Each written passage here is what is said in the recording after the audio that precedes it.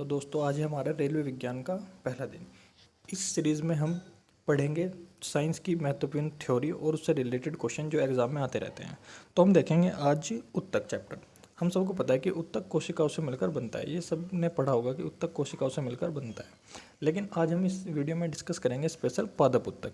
अब ये पादप उत्तक कितने प्रकार के होते हैं? पादप उत्तक दो प्रकार के होते हैं। मेन नंबर एक पे आता है इसमें विभज्योतक। अब जो विभज्योतक है इसका स्पेशल कार्य क्या है? इसका कार्य होता है कि वृद्धि में सहायक, यानी कि जो पेड़ पौधे हमारे वृद्धि करते हैं ये उत्तक उनकी वृद्धि में सबसे ज़्यादा सहायता करता है। यानी कि जहाँ पे भी पेड़ में वृद्धि होगी तो वहाँ पर कौन सा उत्तक यूज़ होगा? विभज्योतक। तो ये हमें ध्यान रखना है। अब ये तीन प्रकार के होते हैं। नंबर एक शीर्षस्थ, और फिर नंबर दो होते हैं अंतर्विष्ट, और नंबर तीन पार्श्व। अब वृद्धि भी कई प्रकार की होगी पेड़ में, जैसे जड़ और शीर्ष, यानी कि सबसे ऊपर और सबसे नीचे जो वृद्धि हो रही है वो कौन सा उत्तक कराएगा? शीर्षस्थ। फिर जो अनुदैर्ध्य है यानी कि जो लंबाई में वृद्धि हो रही है वो कौन सा उत्तक कराएगा? अंतर्विष्ट। फिर नंबर तीन पार्श्व।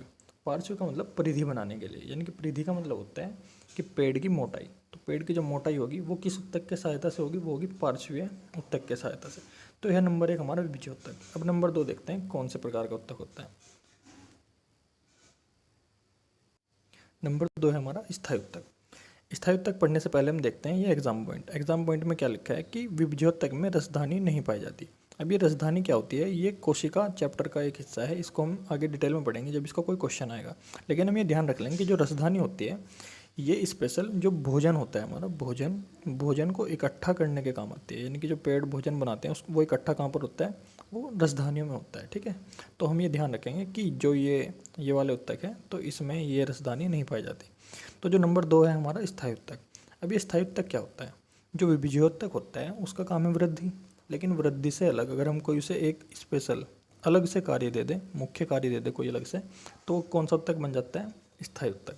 अब ये स्थायी उत्तक भी दो प्रकार का होता है, एक सरल और एक हमारा जटिल। सरल, अब सरल में देखते हैं सरल में कौन कौन से उत्तक आते हैं और जटिल में कौन कौन से। तो देखो सरल में आते हैं नंबर एक पैरेनकाइमा। अब पैरेनकाइमा क्या होता है कि ये सबसे अधिक मात्रा में पाया जाता है और ये भोजन को इकट्ठा करता है।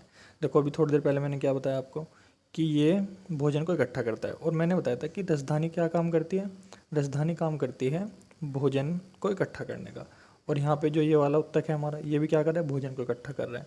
तो अगर कल के दिन ये क्वेश्चन आ गया कि सबसे ज़्यादा रसधानी किस में पाई जाती है, तो हमारा आंसर क्या होगा? हमारा आंसर होगा पैरेनकाइमा। ठीक है, फिर नंबर दो उत्तक है हमारा क्लोरेकाइमा। अब जो प्रकाश संश्लेषण होता है क्लोरोफिल की सहायता से, आपने पढ़ा होगा कि प्रकाश संश्लेषण किसकी सहायता से होता है? क्लोरोफिल के। रुको एक मिनट, तो ये कुछ गड़बड़ हो गई है। हाँ, तो हमने सबने पढ़ा है कि क्लोरोफिल से क्या होता है? प्रकाश संश्लेषण होता है। तो क्लोरोकाइमा क्या करते हैं? प्रकाश संश्लेषण में सहायता कराती है। फिर नंबर तीन उत्तक है कॉलेनकाइमा। अब इसमें ये सबसे इम्पोर्टेंट है, सबसे इम्पोर्टेंट। इसमें क्या होती है? जीवित कोशिकाएं। इस उत्तक में जीवित कोशिकाएं होगी हमारी, और जो स्क्लेरोकाइमा है इसमें मृत कोशिका होगी। तो यहाँ से क्वेश्चन किस प्रकार बनते हैं कि जैसे पेड़ है, पेड़ का जो बाहरी हिस्सा होता है, बाहरी हिस्सा, तो वो किसका बना होगा? वो स्क्लेरोकाइमा का बना होगा, क्योंकि हमने देखा है कि जो पेड़ की छाल होती है वो जीवित नहीं होती। तो जब वो जीवित नहीं है तो उसमें कौन सा उत्तक यूज़ होगा? स्क्लेरोकाइमा उत्तक यूज़ होगा। अगर बात आ जाए कि जो उस छाल के नीचे का भाग है वो किसका बना होगा, तो वो हमारा कॉलेकाइमा उत्तक का बना होगा, क्योंकि उसमें कौन सी कोशिका यूज़ हो रही है? उसमें जीवित कोशिका यूज़ हो रही है। अब देखते हैं जटिल उत्तक।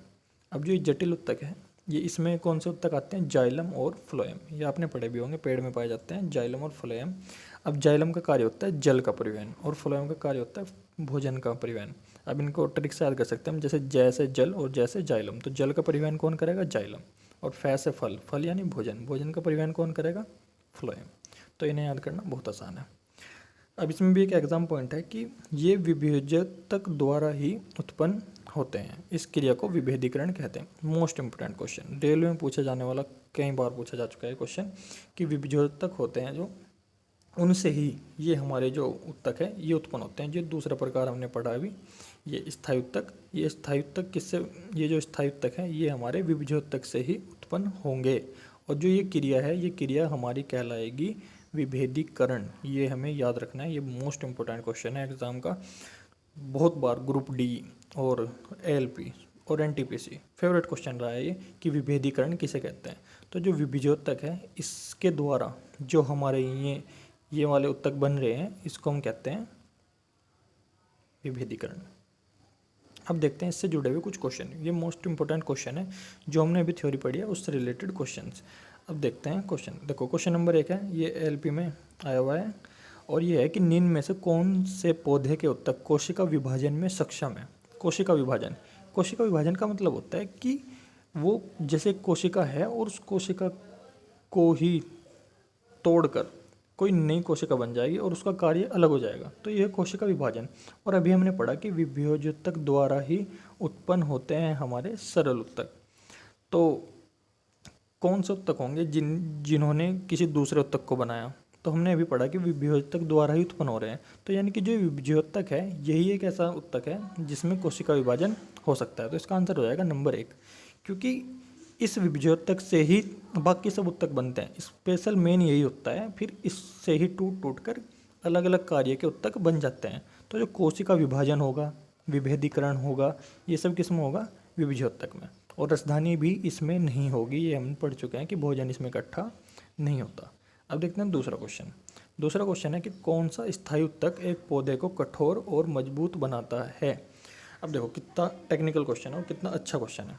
हमने पढ़ा है कि कौन सा उत्तक एक पौधे को कठोर और मजबूत बनाता है।